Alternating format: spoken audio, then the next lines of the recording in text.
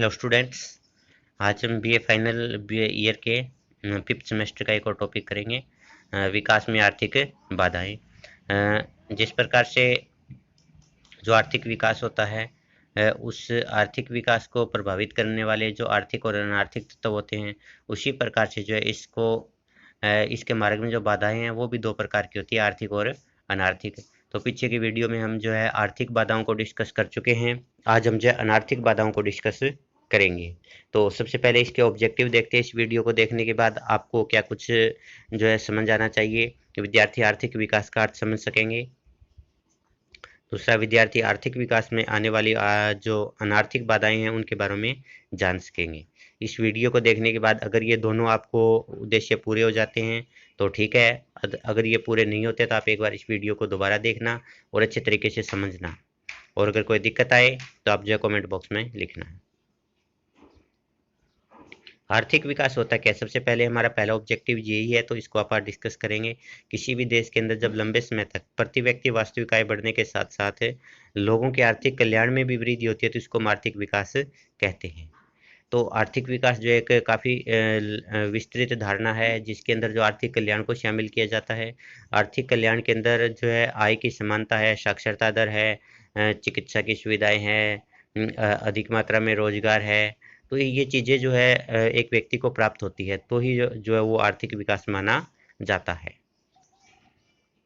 आर्थिक विकास एक जटिल प्रक्रिया है और प्रत्येक देश का उद्देश्य जो आज आर्थिक विकास है, जिन्होंने इसको प्राप्त कर लिया है वो आर्थिक विकास को बनाए रखना चाहते हैं, और जिन्होंने अभी तक इसको प्राप्त नहीं किया वो इसको जो पाना चाहते हैं। तो इसका मतलब सारे के सारे देश जो वो आर्थिक विकास के लिए प्रयासरत है। जिन्होंने बना आर्थिक विकास को पा लिया है वो उसको मेंटेन रखना चाह रहे हैं, और जिनने अभी तक आर्थिक विकास को प्राप्त नहीं किया यानी अविकसित देश है, वो जो है विकसित देश बनना चाहते हैं। आर्थिक विकास में बाधाएं।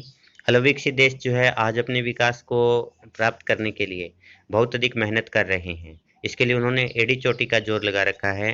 इनको विकास के मार्ग में जो अनेक प्रकार की आर्थिक, राजनीतिक, सामाजिक, सांस्कृतिक, धार्मिक बाधाओं का सामना करना पड़ रहा है। तो इसलिए जब तक इन देशों को इन बाधाओं के बारे में जानकारी नहीं होगी तब तक वो देश जो उस बाधा को दूर नहीं कर सकते, और जब तक ये बाधाओं को दूर नहीं करेंगे तब तक जो है ये अपने विकास के लक्ष्य को प्राप्त नहीं कर सकते। तो अगर हम इन बाधाओं की भी बात करते हैं तो इन बाधाओं की प्रकृति अलग अलग देशों में अलग अलग है। कुछ देश के अंदर आर्थिक बाधाएं ज़्यादा जो है प्रभावी है, कुछ देशों के अंदर जो राजनीतिक परिस्थिति है वह आर्थिक विकास में बाधा बनी हुई है, कुछ के अंदर सामाजिक है, कुछ के अंदर जो सांस्कृतिक और धार्मिक तत्व है वो आर्थिक विकास में बाधा बने हुए हैं। इन बाधाओं को लेकर के जो अर्थशास्त्रियों में भी अलग अलग मतभेद है। किसी ने आर्थिक जो बाधा है उसको ज़्यादा महत्व दिया, उसके आधार के ऊपर अपना सिद्धांत दिया है। कुछ ने राजनीतिक जो तत्व है उनको बाधा माना है, कुछ ने अन्य जो तत्व है उनको बाधा माना है।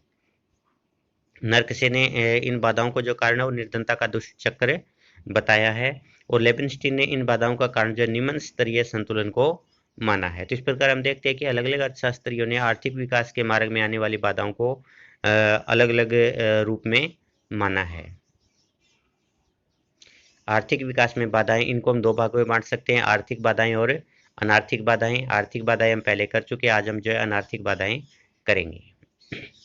ये जो बाधाएं होती है वो सामाजिक बाधाएं, धार्मिक बाधाएं, राजनीतिक बाधाएं, प्रशासनिक बाधाएं, सांस्कृतिक बाधाएं और मानवीय संसाधन संबंधी बाधाएं, इस कैटेगरी में इनको बांट करके डिस्कस करेंगे। तो सबसे पहले सामाजिक बाधाएं। इसमें जो पहला जो सामाजिक बाधा संयुक्त परिवार है। संयुक्त का मतलब जब एक ही जो पिता होते हैं उसके 3, 4, 5 संतानें जो होती है एक साथ मिलकर के रहती है, तो इसके कारण जो होता है वो आर्थिक विकास में बाधा आती है। कैसे? क्योंकि जब एक लंबा चौड़ा परिवार होता है तो उसके अंदर सारे व्यक्ति काम नहीं करते, केवल कुछ ही व्यक्ति काम करते हैं। बाकी जो व्यक्ति जो होते हैं वो जो है खाली ऐसे ही घूमते फिरते। इसके कारण जो है उस परिवार की आय कम होती है। आय कम होगी तो बचत भी कम होगा, बचत कम होगी तो उसके कारण जो है वहाँ निवेश की संभावना भी कम होगी। तो संयुक्त परिवार जो होता है वो आर्थिक विकास में बाधा है। अगर एकल परिवार होगा तो वहाँ पर सभी व्यक्ति काम करेंगे और सभी जो है अपनी अपनी परिसंपत्ति बढ़ाने की कोशिश करते हैं। और अगर संयुक्त परिवार है तो ये सोचते हैं कि संपत्ति तो मैं अकेला बढ़ा रहा हूँ, लेकिन कल को जो बंटेगी वो सारे भाइयों में बंटेगी, इसलिए वहाँ ज़्यादा प्रयास नहीं होते। दूसरा, रीति रिवाज। समाज के अंदर जो है कुछ ऐसे रीति रिवाज भी होते हैं जिसके कारण जो होता है वो एक देश के आर्थिक विकास में बाधा आती है। जैसे हमारे अगर आप समाज की बात करें तो यहाँ पर दहेज प्रथा है। दहेज के अंदर जो है बहुत सारे जो है व्यर्थ के जो है खर्चे होते हैं, जिसके कारण जो है एक व्यक्ति की बचत जो है वो निवेश में कन्वर्ट नहीं हो पाती। इसी प्रकार से अपने जो मृत्यु भोज है वो भी एक प्रकार का रीति रिवाज है, उसके अंदर भी जो है काफ़ी खर्चा होता है, जिसके कारण बचत में कमी होती है और उसके कारण जो निवेश में कमी आती है। तो इस प्रकार के विभिन्न देशों के अंदर जो रीति रिवाज होते हैं वो भी आर्थिक विकास में बाधा बने हैं। जातिवाद।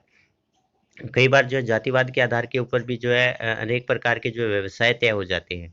तो इसमें अगर एक व्यक्ति के उसके अंदर जो है काबिलियत अलग व्यवसाय करने की है, लेकिन वो अपनी जाति के कारण जो है उसी व्यवसाय में बंधा रहता है। जैसे अगर आप प्राचीन काल की बात करें तो जो है मटके बनाने का काम जो केवल कुम्हार को ही दिया जाता होता था। और अगर उस व्यक्ति के अंदर जो है उस जाति में उसने जन्म ले लिया, लेकिन उसके अंदर जो है क्वालिटी इंजीनियर बनने की है, तो भी वो जो है उस अपने जो पुश्तैनी व्यवसाय है उसी को वो अपनाता है। तो इस प्रकार जातिगत जो भेदभाव होता है वो भी आर्थिक विकास में बाधा बनता है। असमानता का व्यवहार। अगर किसी भी व्यक्ति के साथ में धर्म, जाति, संप्रदाय आदि के आधार के भेदभाव किया जाता है तो वो मानसिक रूप से अपने आप को प्रताड़ित महसूस करता है और उसके कारण जो है वो अपनी जो पूरी कैपेसिटी के साथ जो उत्पादन नहीं कर पाता, वो उसको जो है मानसिक संतुष्टि नहीं मिलती, इसके कारण उसके आर्थिक कल्याण में कमी होती है और ये जो है एक आर्थिक विकास के मार्ग में एक बाधा बनकर के सामने आता है। उत्तराधिकार के नियम जो होते हैं ये भी जो है आर्थिक विकास के अंदर बाधा का कार्य करते हैं। कई बार जो होता है किसी व्यक्ति के पास में बहुत अधिक संपत्ति है, अब उसकी संतानें जो होती है वो आगे आकर के प्रयास नहीं करते, क्योंकि उनको लगता है कि उसके जो पेरेंट्स है उसने जो काफ़ी धन इकट्ठा कर रखा और कल को वो धन हमें ही मिलना है और हम जो उसके धन के ऊपर जो ऐश करेंगे, और वो खुद जो है प्रयास नहीं करते उत्पादन के लिए। तो इस प्रकार उत्तराधिकार का नियम जो होता है वो एक तरफ आर्थिक विकास में बाधा बन जाता है। इसके बाद दूसरी जो है वह धार्मिक बाधाएं। अनेक प्रकार की जो धार्मिक जो विचारधाराएं हैं या धर्म के अंदर जो रीति रिवाज है, परंपराएं है, वो भी जो है आर्थिक विकास में बाधक बनती है। धार्मिक विकास के साथ में पहली बार आता है भाग्यवादिता। जो व्यक्ति धर्म में ज़्यादा विश्वास रखता है भाग्य में भी विश्वास रखता है और ऐसा व्यक्ति ये सोचता है कि भाई मैं जो है प्रयास नहीं करूँगा, अगर मेरी किस्मत में लिखा है, मेरे भाग्य में लिखा है तो मेरे पास में धन संपत्ति आ जाएगी, इसलिए वो कर्म में विश्वास नहीं रखता। दूसरे जो भाग्यवादी लोग होते हैं वो आकांक्षा का स्तर कम रखते हैं, वो जो है मोक्ष प्राप्ति के लिए जो है एक साधारण जीवन जीना चाहते हैं और जब एक व्यक्ति साधारण जीवन जीना चाहता है तो ना अधिक आय प्राप्त करने के लिए प्रयास करता है और ना ही वो जो है अधिक उत्पादन के लिए प्रयास करता है। तो इस प्रकार भाग्यवादिता जो होती है व्यक्ति को जो है कर्म से दूर करती है और जब एक व्यक्ति मेहनत और कर्म से दूर होता है तो वो व्यक्ति जो है एक देश के विकास के लिए हानिकारक होता है। अंधविश्वास। कई बार अंधविश्वास के कारण भी लोग जो होते हैं वो काम करना पसंद नहीं करते। जैसे मान लीजिए हमारे यहाँ अंधविश्वास है कि अगर बिल्ली ने रास्ता काट लिया तो हमारा काम सिद्ध नहीं होगा। एक व्यक्ति जो है अपनी फैक्ट्री शुरू करने के लिए जाता है और अगर वो फैक्ट्री शुरू करने के लिए जा रहा है, रास्ते में उसको बिल्ली ने काट दिया तो उसको अपशगुन मानेगा। अपशगुन मान करके हो सकता है वो वापस आ जाए और अपनी फैक्ट्री शुरू ही ना करे और आगे आने वाले समय में जो होता है वो फैक्ट्री जो है शुरू करने ही ना पाए, क्योंकि जो जिस समय उसको शुरू करनी चाहिए थी उसमें उसने बंद कर दिया। हो सकता है आने वाले समय में परिस्थितियां जो है बदल जाए और उसको मौका ही ना मिले अपना जो उद्योग शुरू करने का। तो इस प्रकार अंधविश्वास जो होता है व्यक्ति को जो है वो कर्म से दूर करता है और एक व्यक्ति अंधविश्वास में फंस करके जो है रह जाता है और आर्थिक विकास के लिए उत्पादन तथा जो अन्य प्रकार की जो गतिविधियां होती है जैसे बचत करना, निवेश करना, उनमें विश्वास कम करता है। धार्मिक मान्यताएं वो भी जो होती है वो जो है आर्थिक विकास में बाधा है। जैसे पूर्वी अफ्रीका के उत्तरी कविरोड़ों के जो बांटू के समुदाय के जो लोग हैं वो कृषि के लिए गोबर की खाद का प्रयोग नहीं करते और इसके पीछे जो है उनकी धार्मिक मान्यता है। तो इस प्रकार से जो धार्मिक मान्यताएं जो होती है वो बाधा बन जाती है। अब अगर वो गोबर की खाद का प्रयोग नहीं करेंगे तो वहाँ एग्रीकल्चर के अंदर जो प्रोडक्शन है कम होगा और प्रोडक्शन कम होगा तो उसके कारण जो है वो उन देशों के विकास में बाधा आएगी। तो इस प्रकार धार्मिक जो तत्व होते हैं वो भी आर्थिक विकास में बाधा बनते हैं। राजनीतिक बाधाएं, उपनिवेशवाद, ये जो है टर्म आज जो है वैसे खत्म हो चुकी है, उपनिवेशवाद, क्योंकि आज लगभग सारे देश जो स्वतंत्र है किसी दूसरे देश के गुलाम नहीं है। जो देश दूसरे देशों के गुलाम होते हैं उनको हम उपनिवेश बोलते हैं। लेकिन प्राचीन समय में जो उपनिवेशवाद काफी हावी था, उसके कारण विभिन्न देशों को जो है गुलाम बना लिया गया था दूसरे देशों के द्वारा। और जब उन्हें गुलाम बनाया गया तो उन देशों को एक मंडी के रूप में प्रयोग किया गया, और वहाँ जो है केवल कच्चे माल का ही उत्पादन किया जाता था, और कच्चे माल को जो है वो अपने देश में ले जाते थे, वहाँ से जो है उद्योगों में तैयार करते थे अपने देश में, और वहाँ से तैयार माल को उसी देश में वापस ला करके महंगे दामों पर बेचते थे। तो इस प्रकार उपनिवेशवाद ने जो है स्थानीय जो लोग थे उनके रोजगार छीन लिए, उनके जो पुश्तैनी काम धंधे थे वो समाप्त कर दिए, वहाँ के जो लघु और कुटीर उद्योग थे उनको जो समाप्त कर दिया। राजनीतिक अस्थिरता, जिस देश के अंदर बार बार सरकारें बदलती है, राजनीतिक अस्थिरता होती है, वहाँ पर देशी यानी घरेलू निवेशक होते हैं वो भी निवेश करना पसंद नहीं करते, और विदेशों से भी जो है पूंजी उस देश के अंदर निवेश करने के लिए नहीं आती। तो इस प्रकार निवेश की कमी के कारण उस देश के अंदर पूंजी निर्माण की कमी आती है, और पूंजी निर्माण की कमी के कारण उस देश का विकास रुक जाता है। क्योंकि जब राजनीतिक अस्थिरता होगी तो बार बार सरकारें बदलेंगी, और जब सरकारें बदलेंगी तो प्रत्येक सरकार की अलग अलग नीति होती है, और ये जो अलग अलग नीतियाँ होती है, नीतियों में बार बार परिवर्तन होता है, ये निवेशकों के लिए नुकसानदायक सिद्ध होता है। आर्थिक नीतियों में अस्थिरता, अलग अलग सरकारों को जो आर्थिक नीतियां अलग अलग होती है। जैसे एक देश की सरकार है वो निजीकरण को बढ़ावा दे रही है, दूसरे टाइम में दूसरी सरकार आती है वो जो है सार्वजनिक उद्योगों को ज़्यादा बढ़ावा दे रही है, सार्वजनिक क्षेत्र का विकास करना चाहती है। तो पहली सरकार जिसने निजी क्षेत्र को लाइसेंस दे रखे थे उन्होंने अपने कुछ काम धंधे कर लिए थे, यानी उनका काम जो बीच में पड़ा था। अब जैसे नई सरकार आएगी वो क्या करेगी, उसने पॉलिसी बदल दी, वो पॉलिसी बदल करके सार्वजनिक क्षेत्र को ज़्यादा काम धंधे देना चाह रही है, तो निजी क्षेत्र के ऊपर रोक लगाएगी। तो इससे जो उन्होंने पहले निजी क्षेत्र में निवेश कर रखा है उन लोगों के लिए परिस्थितियां विपरीत हो जाती हैं। तो इस प्रकार बार बार जो परिस्थितियां बदलती है, नीतियां बदलती है, उसके कारण निवेश में कमी आती है।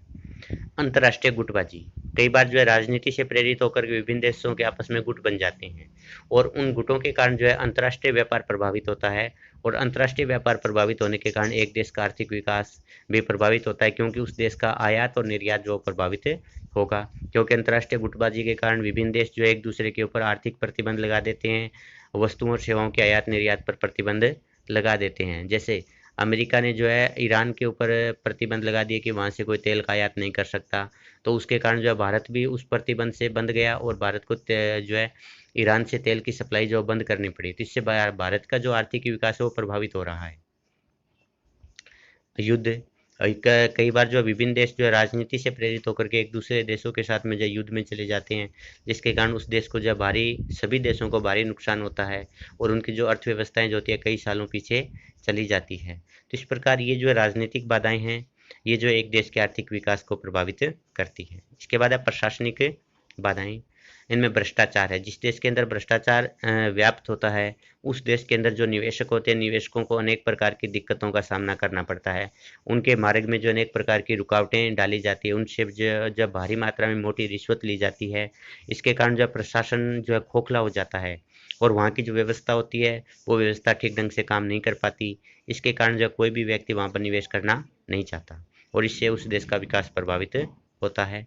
भाई भतीजावाद, जहाँ पर योग्यता के आधार पर नहीं बल्कि संबंधों के आधार के ऊपर जो है नौकरियां दी जाती है, या कामकाज दिए जाते हैं, या उद्योग धंधों को शुरू करने के लाइसेंस दिए जाते हैं, उस देश के अंदर आर्थिक विकास प्रभावित होता है। विशेष रूप से अगर आप सार्वजनिक क्षेत्र की बात करें तो यहाँ पर जब जब नौकरियों के अंदर भाई भतीजावाद चला है तब तब ऐसे जो है एम्प्लॉय भर्ती हो गए जो काबिल नहीं थे, और इसके कारण जो है सार्वजनिक क्षेत्र जो है घाटे में चला जाता है, और जब सार्वजनिक क्षेत्र के अंदर घाटा होता है तो फिर उसके कारण जो है निजी क्षेत्र को उस क्षेत्र को जो है सौंप दिया जाता है, यानी सार्वजनिक क्षेत्र जो उसका निजीकरण करना पड़ता है। लेकिन निजी हाथों में जाते ही फिर वही जो सेम क्षेत्र जो होता है लाभ में कैसे आ जाता है, ये जो भाई भतीजावाद से प्रेरित होता है। क्योंकि जब भाई भतीजावाद के कारण जो है निकम्मे एम्प्लॉय पैदा जो भर्ती कर लिए जाते हैं, तो उसके कारण जो उस क्षेत्र के अंदर जो है कुशलता की कमी आती है, और उससे जो है देश का आर्थिक विकास है वो प्रभावित होता है।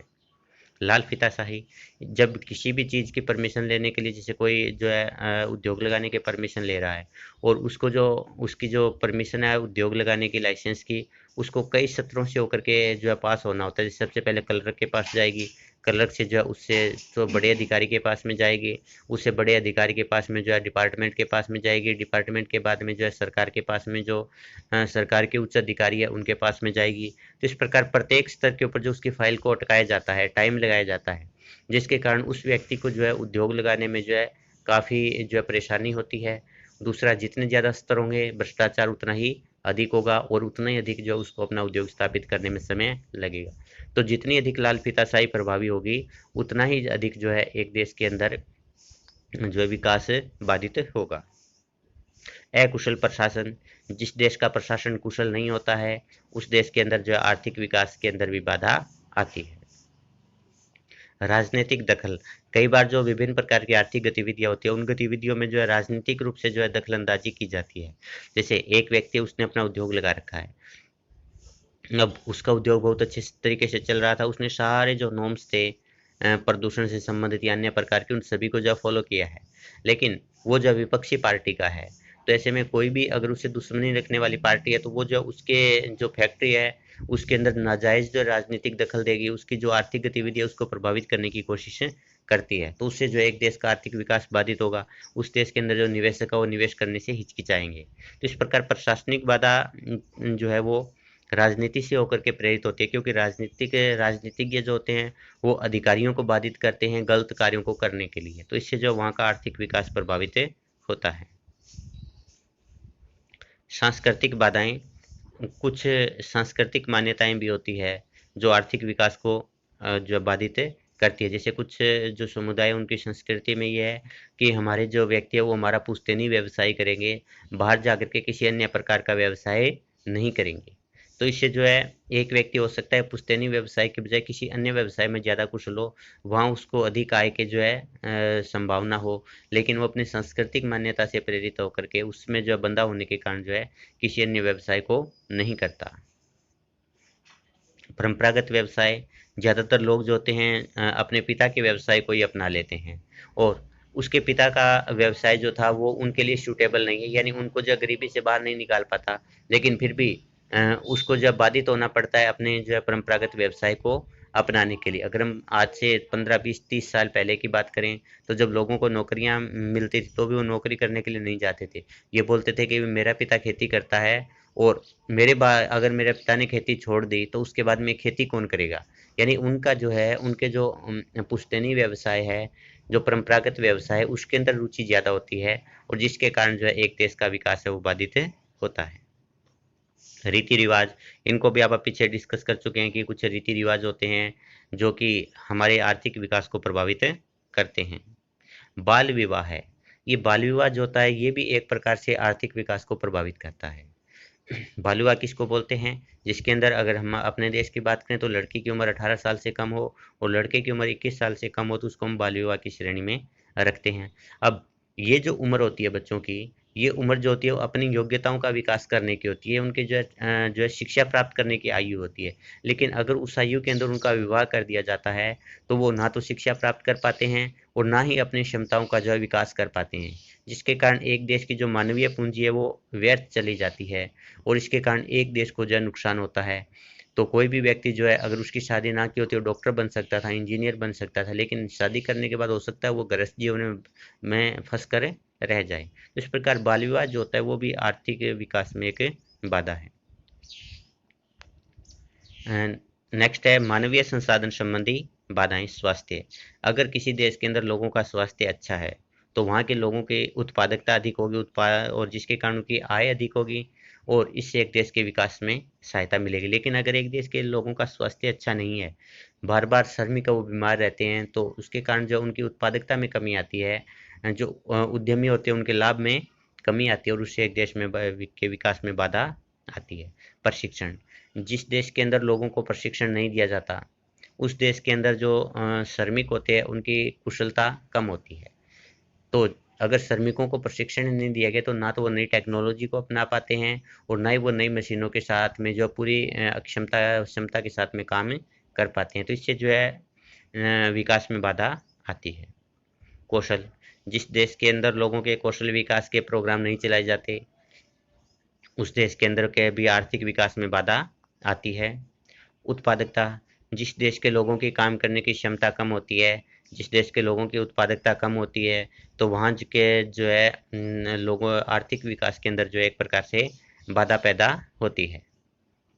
दृष्टिकोण, जिस देश के लोगों का दृष्टिकोण आधुनिक नहीं है, जो परंपरागत दृष्टिकोण से प्रभावित है, उस देश के अंदर भी आर्थिक विकास में बाधा आती है। क्योंकि अगर लोगों का दृष्टिकोण आधुनिक है तो वो नई नई टेक्नोलॉजी को अपनाएंगे, कार्य करने के नए नए तरीके जो है खोजेंगे, जिसके कारण एक देश जो है कम लागत के ऊपर जो वहाँ प्रोडक्शन किया जा सकता है और इससे उस देश के विकास में मदद मिलती है। लेकिन अगर एक देश का दृष्टिकोण है वो परंपरावादी है, तो वहाँ जो है वो ना तो नई टेक्नोलॉजी को खुद अपना रहे हैं, ना ही वो किसी प्रकार की नई टेक्नोलॉजी की खोज कर रहे हैं, तो इससे उस देश के आर्थिक विकास में बाधा आती है। और इसके साथ अपना जो है ये आज का टॉपिक है वो कंप्लीट होता है। Thank you.